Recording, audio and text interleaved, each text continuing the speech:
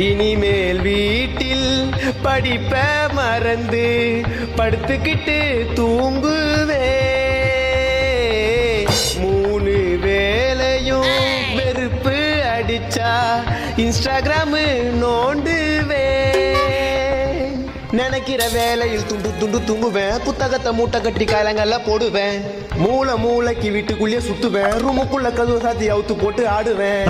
புக்ஸுகளும் நோட்டுகளும் மறந்திடுமே. மறுபடி படிக்க சொன்னா இறந்திடுவேன். தமிழகத்தில் கொரோனா பரவலை கட்டுப்படுத்தும் வகையில் கூடுதல் கட்டுப்பாடுகளுடன் கூடிய ஊரடங்கு ஜனவரி 31ஆம் தேதி வரை பள்ளிகளுக்கும் கல்லூரிகளுக்கும் விடுமுறை நீட்டிக்கப்பட்டுள்ளது. இதுதானா எதிர்பார்த்த நாளும் இதுதானா?